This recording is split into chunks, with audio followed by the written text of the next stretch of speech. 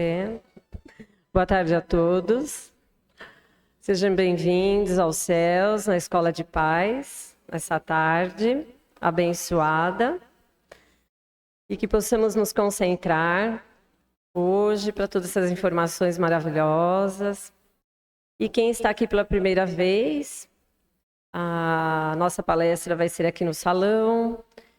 As crianças ficam no salão de cima, recebendo evangelização. E no salão ao lado, depois teremos a assistência espiritual. E quem quiser vir para o tratamento, chegar um pouquinho mais cedo para passar pela entrevista. Depois pode seguir algumas semanas o tratamento, seguir a palestra, a assistência espiritual também. Então agora vamos desligando os celulares, nos acomodando e deixando nossas preocupações. E agora nos concentrando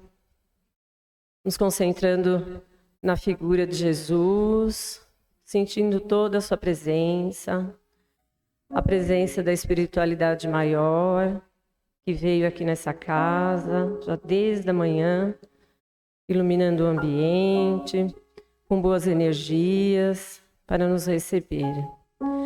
Agradecer por estarmos aqui, cuidando do nosso espírito, para aprender um pouco mais para a nossa evolução, para podermos levar também aos conhecidos, nossos familiares e amigos, as informações recebidas, e que possamos abrir nosso coração, nossa mente, para receber tudo de bom que vamos ouvir nessa tarde. Agradecemos mais uma vez a Jesus e a toda a equipe espiritual que nos está dando sustentação nessa palestra no momento. Assim seja, graças a Deus.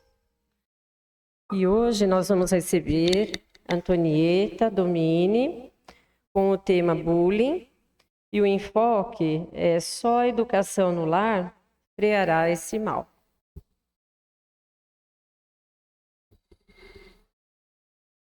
Boa tarde a todos. Que a paz de Jesus permaneça conosco, como sempre permanece, mas que nós estejamos alertas para que a gente consiga estar nessa conexão com esse irmão maior, que é nosso querido irmão Jesus. O tema dessa tarde, como disse a nossa querida, é sobre o bullying. Ninguém sabe o que é bullying, né? Porque no nosso tempo, a grande maioria de nós aqui, né, que somos todos em torno de uns 20, 30 anos, né? Nós somos bem jovens. Eu estou falando do espiritual, gente, eu só estou vendo a camada espiritual aqui, né? Então, assim, nós somos bastante jovens e o nosso bullying da época era totalmente diferente. Não que ele não existisse, ele sempre existiu, né? É que hoje a situação é um pouco diferente, porque também nós todos estamos muito diferentes. Nossas crianças de hoje são diferentes das crianças que um dia nós fomos. Mas isso não diminui o tamanho da dor que causa em cada um de nós quando nós temos que enfrentar essa questão do bullying. Quando nós enfrentamos essa questão, nós não sofre só quem está passando por isso. Na verdade, é um comprometimento de toda uma sociedade e de todos nós que fazemos parte das relações humanas. Então, quando alguém passa por essa situação, a gente não consegue dimensionar a dor. Eu vou contar para vocês um fato que aconteceu recentemente, o que realmente acabou me alertando de uma maneira muito mais contundente, e eu falei, eu preciso fazer alguma coisa, só orar não vai resolver. Não que a oração não seja importante, novamente, mas eu preciso fazer alguma coisa para que isso tenha um impacto diferente. Então, aconteceu um dia, em torno de 2h30 da manhã, normalmente eu deixo o meu celular bem distante, carregando, e eu vi que ele acendeu uma vez, acendeu a segunda, alguma coisa me disse assim, Doneta, vai ver. Eu fui lá, peguei, quando eu olhei, eu só vi o seguinte recado, isso vai acabar.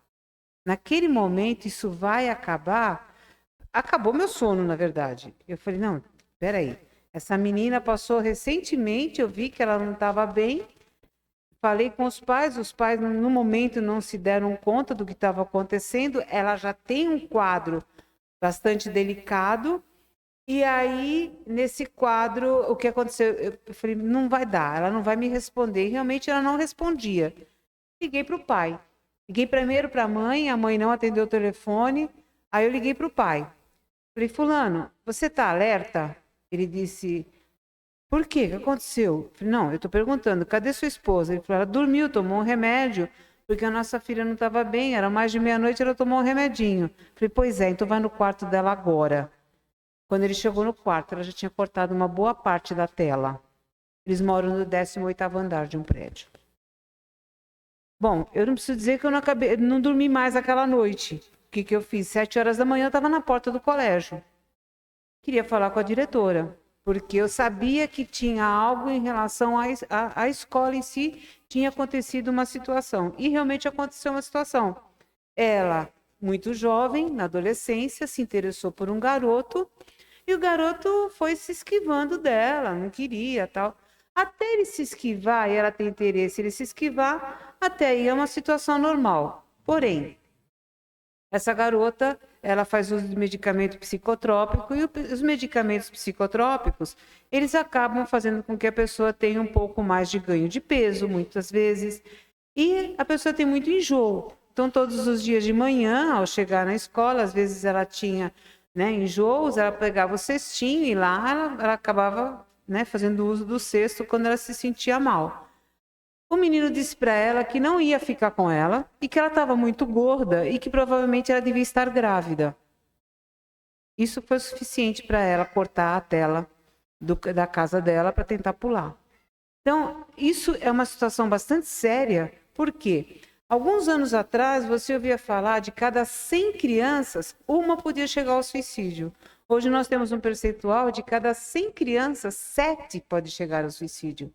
É um aumento muito grande disso.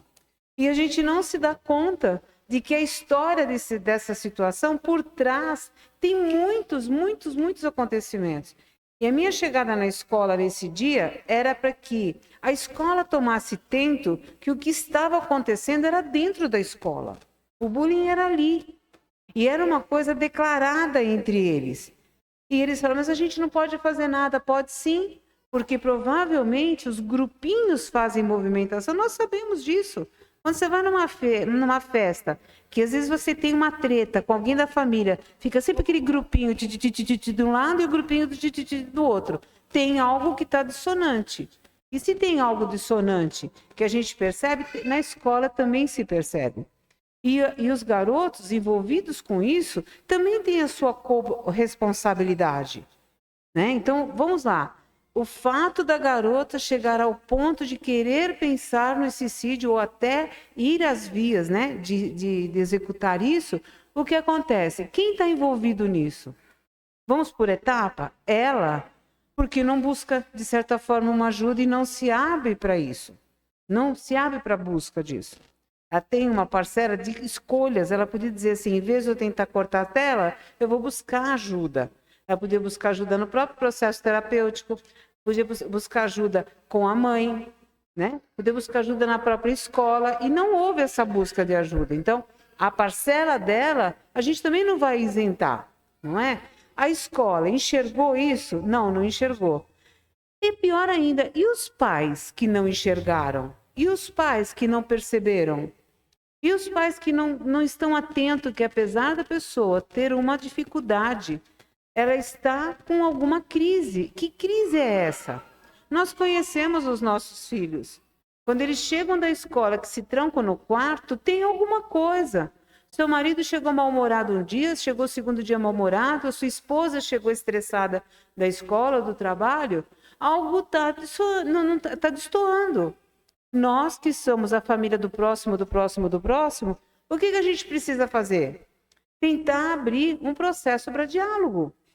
Fazer um favorecimento que a pessoa diga a você. Você dizer assim, tá tudo bem contigo? Tá. Quer conversar? Não. Come pelas beiradas, vai lá, dá uma volta, pega alguma coisa, traz, senta do lado, conversa, assiste alguma coisa junto. Não, a pessoa se refugia talvez no seu mundinho ali, ele no seu mundinho lá e o seu filho trancado no quarto. Não é? Então, olha as responsabilidades do grupo inteiro ao redor desta criança, né? Eu estou falando isso de uma criança, mas não é só criança que passa pelo processo do bullying. Muitos aqui de nós passamos. Quantas vezes nós praticamos isso, achamos engraçado, mas para quem passa por isso não tem graça nenhuma. Eu levantei algumas questões aqui, né? Quais são as características do bullying? Intenção sem motivação, mas evidente, de que ele quer perturbar a pessoa de alguma forma, né? Ele entende que a atitude, apesar de ser desagradável, ele acha engraçado. Repete as evidências, a repetição é sempre. Então, fez uma vez, faz a segunda, faz a terceira e vão fazendo outras vezes, né? É uma relação desigual de poder. Normalmente, quem sofre o bullying está sozinho diante de um grupo que está aborrecendo. Normalmente, essas pessoas que praticam bullying nunca fazem sozinhos. Eles precisam sempre de alguém para retaguarda ou para fomentar, né? Para fazer, ou então ele acha que ele é mais poderoso do que os outros. A natureza são sempre agressivas.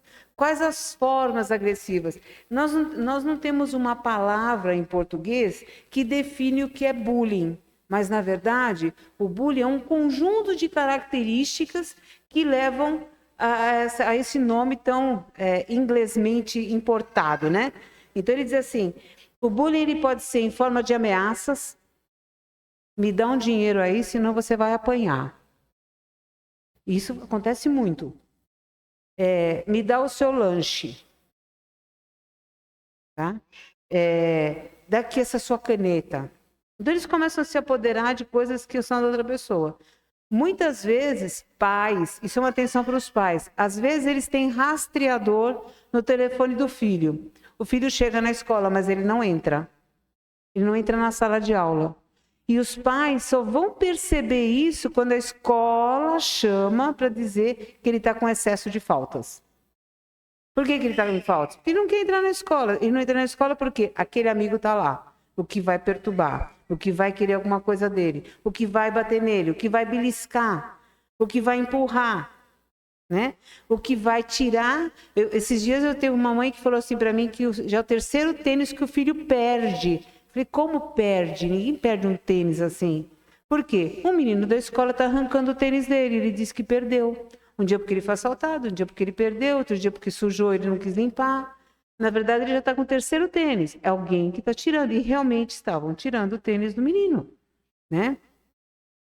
O maltratar, o xingar, principalmente agora que nós temos uma vasta grupo de crianças com alguns diagnósticos. Então, aquela criança que tem TDAH, que está sempre desperta, olha lá, seu burro, você não aprende, você não presta atenção. E aí, o disléxico que não consegue ler de uma vez e interpretar a leitura, precisa de um auxiliar, olha lá o boboide, precisa de alguém para ajudar. Então, ficam tudo na evidência. Eu tenho criança com dislexia que ele não quer o auxílio da professora auxiliar. Porque toda vez que ele tem esse auxílio, o restante do pessoal da classe faz a gozação. Porque, tá vendo? Ele não consegue entender, precisa de alguém para ajudar, né? Então, essas são esse maltrato. Criança que às vezes tem medo de algumas coisas. Crianças levam para a escola ratinho, barata, para assustar o outro que está do lado. Ou simples aquele susto que está no banheiro, joga alguma coisa por cima do banheiro, porque o outro que está na privada toma um susto. Brincadeiras de assustar que não são nada saudáveis. Pode ser engraçado para quem faz, porque vê o outro desesperado. Eu não faço isso. Você não faz. Mas olha que interessante. Você não faz, mas se no TikTok aparecer um monte de cena engraçada, porque alguém assustou alguém, você dá ibope para eles. Se você dá ibope, você faz, ele entende do outro lado que é engraçado, então ele continua fazendo. Percebe? Então, assim, esse tipo de assustar o outro, fazer chacota com o outro, isso é péssimo, porque o outro está fragilizado, né?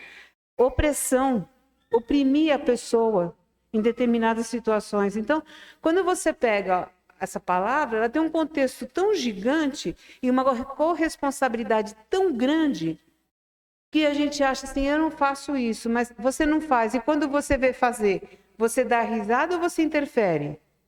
Aí a escola me fez essa colocação. Mas, doutora Antonieta, o que a senhora quer que a gente faça com essa sua reclamação? Eu falei, eu quero que vocês tomem uma atitude. Vocês conhecem aqui na região várias crianças que cometeram há 2 anos atrás, 2, 3 anos, foi uma sequência. Uma escola que da nossa região, em menos de 6 meses, foram 3 crianças da mesma escola. E a escola, ela tem que se isentar? Não, não tem que se isentar, não. Normalmente o pessoal fala, vem o terror da Antonieta na minha escola, e eu vou mesmo. Quando chega na minha sala, eu quero saber o que foi que aconteceu. Na minha escola está acontecendo isso. Eu vou lá, eu procuro a orientadora pedagógica, eu procuro a diretora. Eu quero saber, porque não adianta você ficar 50 minutos, 1 hora com o teu paciente que está sofrendo uma dor, sendo que o restante do dia da semana inteira ele está sofrendo essa opressão. Na escola, às vezes em casa, às vezes do vizinho. Então, não adianta você, 50 minutos, 1 hora, você pode acolher. Mais do que isso, você precisa ter ação em volta. E aí eu pedi para a escola, por favor, que a gente pudesse fazer palestras na escola para que as crianças entendessem a problemática que vem acontecendo. Então, nós fizemos palestras sobre TDAH, nós fizemos palestras sobre TEA, né, o transtorno do espectro do autismo. Nós fizemos palestras sobre as crianças que têm dificuldade auditiva, aquela criança que não consegue falar sapato, falar sabato, blá, blá, blá, sabe? Uma fonoaudióloga foi e conversou. E quando a gente explicou para essas crianças algumas dessas questões que vêm à baila com os amiguinhos, eles entenderam muita coisa. E aí, mais uma surpresa. Dessas crianças que nós conversamos sobre a problemática dessa garota, porquê da situação, o grupo ficou dividido assim, ó. E aí me preocupou mais ainda. Um grupo chorava copiosamente, arrependido por ter participado dessas trollagens em cima da menina. Chorava. Eu olhava assim, eu sentia que tinha dor e sofrimento na fala deles. Aí me surpreendeu quando eu olhei para o outro grupo. Eu olhava nos olhos dessas crianças contando a história, eles olhavam para mim como se estivesse olhando para uma parede branca. Sabe quando você olha no fundo do olho da pessoa e você não vê que parece que tem um vazio dentro do olho dessa pessoa? Para quem já lidou com pessoas que têm demência, para pessoas que têm Alzheimer, você conversa com ela, às vezes é sua mãe, seu pai, sua tia, um parente, você conversa com ela, ela olha para você e fala, lembra fulano que a gente fazia tal coisa? Ela olha para você no vazio. Essas crianças tinham esse olhar, no vazio. Sabe por quê? Porque para ela não estava fazendo diferença se a outra pessoa estava com dor ou sofrimento. Não tinha diferença. Eu fiquei me perguntando por que dessa indiferença? Por que um grupo chorou copiosamente e o outro grupo simplesmente tudo bem? Eu até hoje de manhã comentei aqui na tribuna, talvez porque no fundo eles achassem assim, amanhã eu dou game over no jogo de hoje e amanhã eu começo um novo jogo. Ela vai estar aqui de volta. Não, se ela tivesse cortado até o final a tela, ela não estaria lá de volta para eles fazerem de novo a chacota. Percebe? Então, a nossa vida ela não é um jogo constantemente. Ela é, sim, uma dinâmica. E todos nós temos coparticipação. E aí eu chamo na escola dos pais, porque eu entendo que essas crianças que sentiram a dor do que causaram, são crianças que sabem se colocar no lugar do outro. Aquela que você olha que não tinha um sentimento, como se tivesse um vazio de alma, essa pessoa não tem noção de dor e sofrimento e muito menos de empatia. Ela beira um outro tipo de patologia, porque ela não se importa com essa outra pessoa. E essas pessoas que se importavam, depois eu fui conversando um pouco com os pais, são pais que têm o hábito de levar as crianças na religião deles, que eles acreditam. São crianças que acreditam em Jesus. São crianças que acreditam em algum santo, na própria existência de Deus, porque, no fundo, a gente sabe que você pode ter o diagnóstico que for, quando você tem uma pessoa com comportamentos de desvio de caráter, isso é moral. E moral só se educa num lugar. Moral não se educa na escola, não se compra em cápsula. Moral se passa em casa, de pai para filho, com o que você fala e com o que você faz. Então, a diferença está aí. Eu fico maravilhosa, assim, encantada de ver quando os pais vêm e trazem os seus filhos para cá. Seja aqui, seja na igreja católica. E às vezes eles me chamam para ir na igreja, eu vou com o maior prazer. Não importa o que a pessoa professa, importa o que ela faz. E é isso que faz a nossa diferença. Então, me incomodou profundamente essa questão. Precisava tomar uma atitude em cima. E quando eu conversei com o Itar, e nós falamos dessa possibilidade de se falar sobre o bullying, eu tinha que pegar correndo essa fala, esse lugar que poderíamos estar fazendo aqui. Sabe por quê? De todas as religiões, a que faz você ter reflexão profunda sobre as tuas atitudes ainda é a doutrina espírita. É a única que nos permite perceber que nós estamos aqui para um processo evolutivo espiritual. Não adianta eu ter todas as riquezas da terra, essas vão ficar. Eu vou voltar para a casa paterna com aquele crescimento que o meu espírito conseguiu burilar ao longo de um tempo. E esse mesmo espírito que ao encontrar com cada um de vocês, que a gente consiga fazer um pouco dessa diferença. Cresce você e cresce o outro, porque você tira o outro do lugar comum, né? Então, a gente precisa aprender que Jesus foi muito claro quando ele veio para cá. Ele mostrou todos os caminhos das leis que o Pai queria. E o que ele mais nos deixou foi a lei do amai-vos uns aos outros como eu vos amei. E quando ele diz isso, ele pede para que você se coloque no lugar do outro. Quando eu me coloco no lugar do outro, eu não faço para o outro o que eu não gostaria que ele fizesse para mim. Então, essa é a primícia número 1 de nós aqui hoje. É que nós, enquanto pais, quanto tios, quanto avós, quanto vizinhos, possamos fazer esse compartilhar. Possamos dizer, você não está bem. E nós falamos de bullying hoje em relação às crianças, porque elas são a nossa semente. É uma delícia encontrar hoje pessoas que estão quase para ser mãe e que a gente encontrou aqui no passado eram pequenininhos. Né? E é muito gostoso, porque a semente ali está instalada. Essa criança dificilmente fará bullying. E se ela estiver num grupo que fizer o bullying, ela vai ser a primeira a dizer, isso não é legal. Porque tem uma semente ali, germinada. Então, nós falamos isso na escola de pais, mas isso serve para nós enquanto pais, enquanto tios, enquanto educadores, enquanto cada uma das nossas profissões que exercemos aqui, de alertar quem faz isso. Se você faz, presta atenção no que você causa no outro.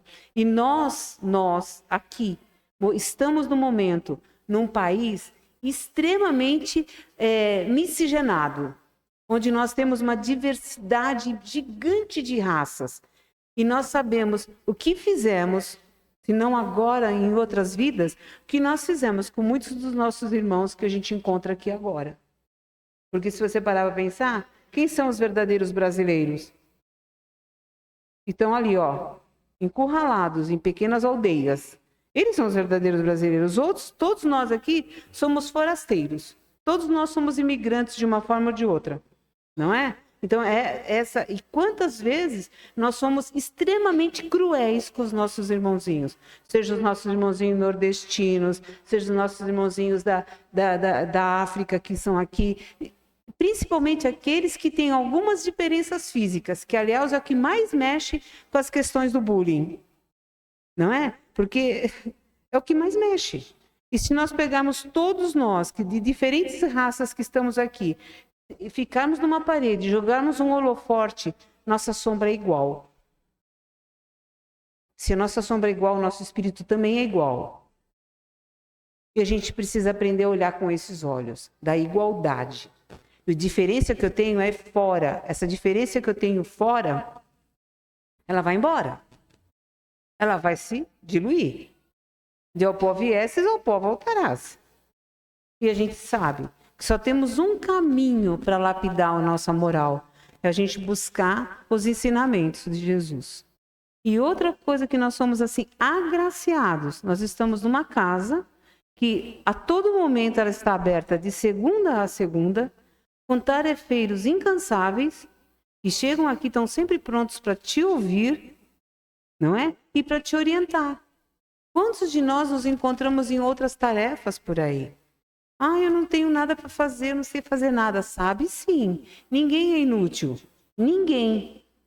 Às vezes, eu não sei falar nada, então fica quieto, você tem 2 ouvidos para ouvir. Ser ouvida, a pessoa às vezes ela precisa ser ouvida. Então todos nós somos tarefeiros, todos nós somos trabalhadores, mesmo que da última hora. Lembram da parábola dos trabalhadores da última hora? Todos nós somos, basta querer. E quando você se predispõe a fazer algo, a tarefa vem. Não é não, meninos? A tarefa vem. E olha que não falta, né? Não falta tarefa. E ela cabe certinho em você. Certinha. E aqui, na IAN, em qualquer lugar. E é esse tipo de aprendizado, botando a mão na massa, sentando nas cadeiras das escolas, dos ensinos que a gente tem aqui, dos grupos que nós temos de discussão. Nós temos grupos para toda necessidade aqui dentro. Exatamente nesse momento você começa um processo de transformação. Vocês, uma pergunta simples, vocês são as mesmas pessoas das quais vocês chegaram aqui quando vieram pela primeira vez? Ninguém. Lembram de Heráclito, o filósofo? Ele dizia assim, ninguém se banha 2 vezes no mesmo rio. Neste exato momento, eu não sou mais a mesma pessoa. Porque de manhã eu fiz a mesma palestra e não foi o mesmo assunto, mas não saiu as mesmas coisas. Por quê? Porque eu já não sou a Antonieta que eu era de manhã. E vocês não são mais as pessoas, vocês não são as pessoas que estavam aqui de manhã. Não é? Então, a gente precisa, sim, vamos aprender a usar um dos órgãos, um dos sentidos que a gente mais deve aprender a usar. Qual é? O olhar. Eu olho para o meu próximo. Eu olhando para o meu próximo, eu posso exercitar o sentir do meu próximo. Saber o que ele precisa. Às vezes ele não precisa de uma fala, ele só precisa ser ouvido. Às vezes ele precisa de um abraço. E nossos filhos precisam disso. É isso que vocês vão ensinar para eles. A amorosidade. Lembre-se, Jesus, o tempo todo que ele esteve aqui, o tempo todo, ele só lidou com muito amor. E ficou marcado há 2024 anos. Ele está marcado dentro de nós, que nós somos os irmãos dele e ele nos acolheu como irmãos. Graças a José e Maria que um dia se encontraram e se permitiram a chegada de Jesus e ensinaram Jesus a ser um homem livre. Se eles não tivessem ensinado a Jesus a ser um homem livre e ele não seguisse os ensinamentos do Pai, ele seria o carpinteiro que José foi. Não é? Ele não teria feito a missão que ele fez. E ele deixou um grande exemplo para nós. Não é? Então, amigos, irmãos queridos, vamos pensar nas nossas atitudes. Agir, ter ação é extremamente importante. Mas, acima de tudo, de ter ação, é o fazer com todo amor e carinho aquilo que aparece para a gente fazer. Estamos dispostos? Vamos pensar nesse assunto? Vamos parar de rir do outro, porque o outro caiu? Não adianta você dar risada, vai lá e socorre, de repente ele se machucou, né? Não é? Vamos olhar o nosso irmão como realmente eles precisam ser olhados. E quem pratica esse tipo de desaforo, esse tipo de chacota, esse tipo de opressão para com o seu próximo, o desvio dele não é físico. O desvio dele é moral. E o desvio moral a gente só consegue lapidar com o autoconhecimento. E é isso que as escolas fazem aqui. Quanto mais eu me conheço, mais eu mudo, mais eu me lapido, mais eu percebo que eu preciso dessas pessoas que estão ao meu redor, não é? Então, não sejamos os autores do bullying. Não soframos o bullying, porque se algo me incomoda, eu preciso encontrar alguém que seja solidário a mim. Então, seja também atento àquilo que te incomoda, aquilo que você pode incomodar o outro e aquilo que você pode mudar para que você seja melhor do que quando você chegou aqui. Então, que nós possamos retornar à pátria, a nossa pátria, onde temos todo o nosso processo ainda de evolução, né? Que a gente possa voltar melhor do que quando nós chegamos aqui. Muito obrigada por me ouvir. Mais uma vez, eu aprendo mais do que eu falo. Obrigada a todos. Boa tarde.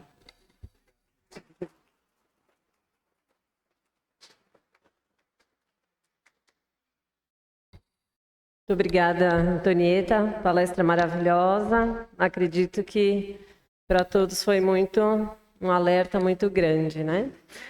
E agora os tarefeiros vão sair para a sala de assistência espiritual.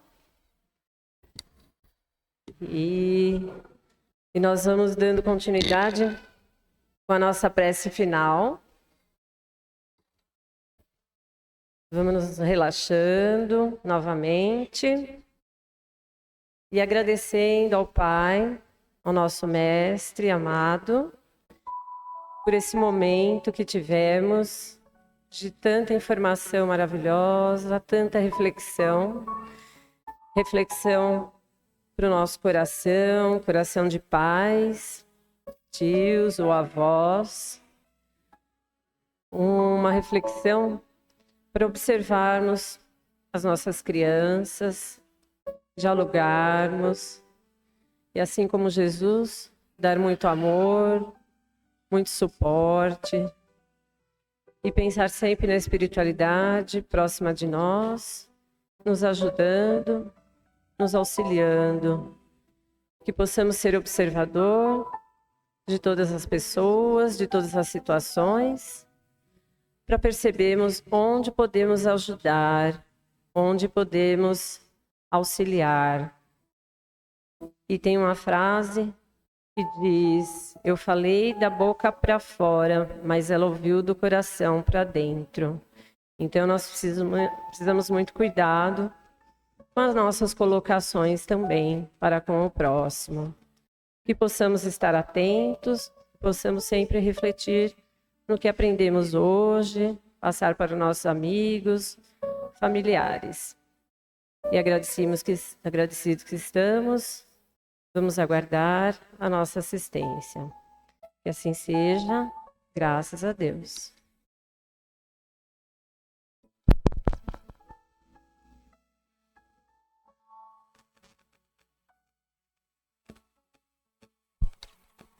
Pessoal, alguém ainda está com a ficha número 2 para entrevista? Está sendo chamado. Número 2? Se alguém pegou a fichinha para entrevista. Eu acho que saiu do salão. Digitem um recado para os pais, tá bom? Oi, gente. Boa tarde. Não sei se vocês sabem, mas